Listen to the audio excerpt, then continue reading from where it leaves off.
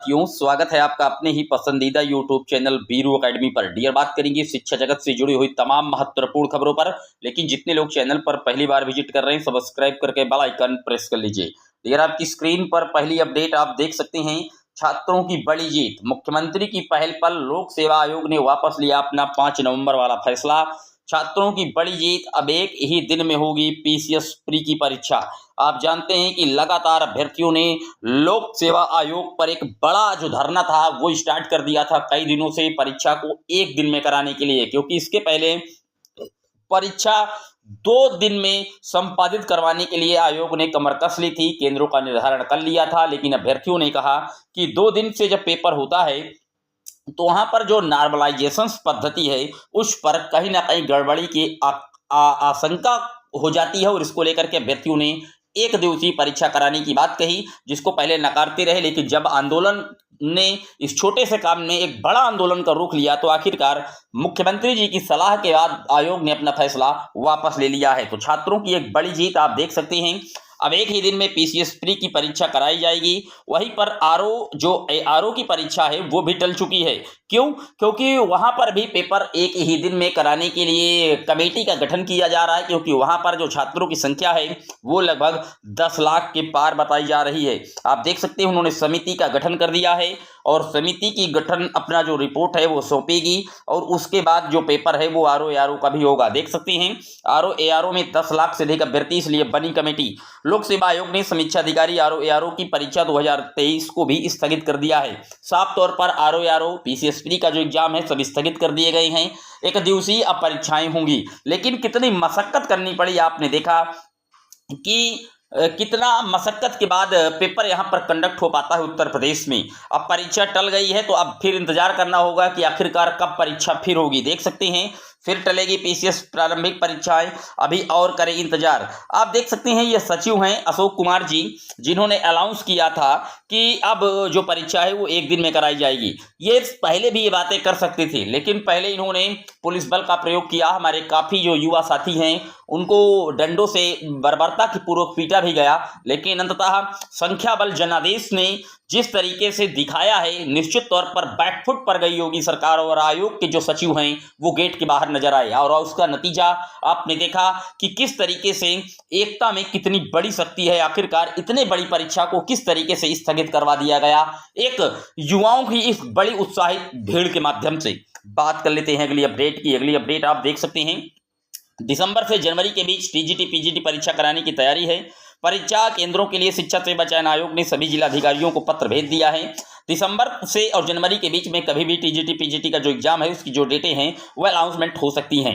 हालांकि ये काफ़ी पुराना विज्ञापन है टीजीटी पीजीटी का, असिस्टेंट प्रोफेसर्स का। इनकी भर्ती का जो लिखित परिणाम की तो बात छोड़िए, आज तक इनका फॉर्म के बाद ये नहीं बता पा रहे हैं कि इनका पेपर कब होगा। इतने लंबे संघर्ष के बाद अब इसका जो डेट है वो अनाउंसमेंट की जा रही है।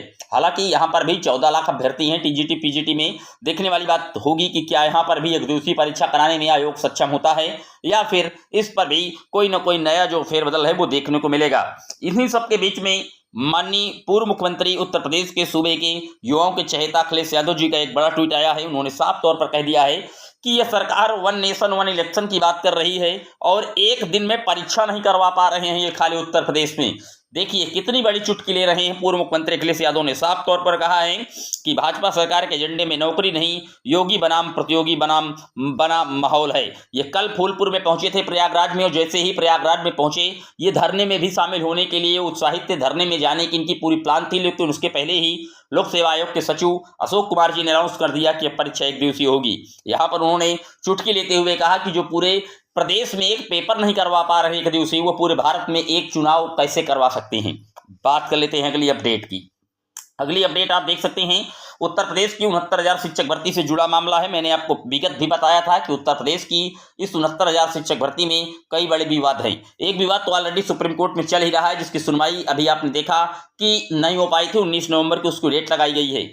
ये जो मामला है यहाँ पर सचिव को हलफनामा लगाना है, 3 सप्ताह का समय भी दिया गया है हलफनामा दाखिल करने के लिए सचिव ने, जबकि सचिव को नोटिस जारी की गई है। क्यों? क्योंकि यहाँ पर 1 अंक वाले अभ्यर्थियों का मैटर है। जहाँ पर 1 अंक जो गलत किया गया था एक प्रश्न, वहां पर कामानंक किया गया था और उसमें भी हजारों की संख्या में अभ्यर्थियों को नियुक्ति पत्र मिल रहा है। उसको इलाहाबाद हाईकोर्ट के द्वारा आदेशित किया जा चुका है, सुप्रीम कोर्ट के द्वारा भी सबसे इनको नियुक्ति पत्र का वेट है और आज तक इनको जो पीएनपी कार्यालय के सचिव हैं श्री अनिल भूषण चतुर्वेदी जी, वो नियुक्ति नहीं दे पा रहे हैं। इसको लेकर के लगातार सचिव को तलब किया जा रहा है और हलफनामे के लिए 3 सप्ताह का उन्होंने हफ्ते का जो समय है सचिव ने कोर्ट से मांगा है। फिलहाल मैं आपको बता दूं 1 अंक वाले अभ्यर्थियों को नियुक्ति पत्र मिलना लगभग तय है क्योंकि इनकी कोई गलती नहीं, लेकिन यहाँ पर पेंच इसीलिए फंस रहा है कि वहां पर 6800 की सूची वालों को मिलना है, अच्छा चयनितों को हटना है। इतने विवाद के बीच में यह मामला पूरा उलझ चुका है। 69,000 शिक्षक भर्ती एक तरीके से बीरबल की खिचड़ी बन गया है।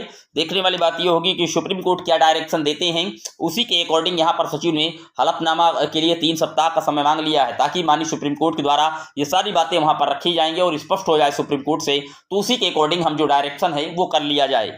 बात कर लेते हैं अगली अपडेट की। अगली अपडेट डीएलएड अभ्यर्थियों से जुड़ी है, जहां पर डीएलएड स्क्रूटनी के जो फॉर्म है वो आज से लिए जाएंगे आवेदन। प्रथम और तृतीय सेमेस्टर्स के जो रिजल्ट हैं वो जारी किए गए हैं पीएनपी कार्यालय प्रयागराज की तरफ से। काफी छात्रों के बैक आई है, तो निराश ना हो, स्क्रूटनी का जो आवेदन है वो कर सकते हैं। आज से आवेदन लिए जाएंगे और 29 नवंबर तक जो आवेदन है वो लगातार लिए जाएंगे। 15 से 29 के बीच में इन स्क्रूटनी के आवेदन लिए जाएंगे। अगर आपका 1-2 नंबर से किसी भी सब्जेक्ट में बैक है तो आप जरूर स्क्रूटनी का फॉर्म फिल कर दीजिएगा, निश्चित तौर पर आप क्वालिफाइड कर दिए जाएंगे। डियर, उम्मीद करता हूं कि आप लोग एक एक जो डाउट है वो समझ चुके होंगे। कोई क्वेरी अभी भी आपकी रह गई है किसी भी एग्जाम को लेकर के, कोई सवाल है आपका यूपीपीसीएस, आरओ, टीजीटी, पीजीटी, 69,000 शिक्षक भर्ती से रिलेटेड कहीं से भी कोई डाउट है कमेंट कर दीजिएगा, जरूर आपको कमेंट के माध्यम से उसका रिस्पॉन्स दिया जाएगा। फिर मिलेंगे अगेन वीडियो में, तब तक के लिए जय हिंद जय भारत।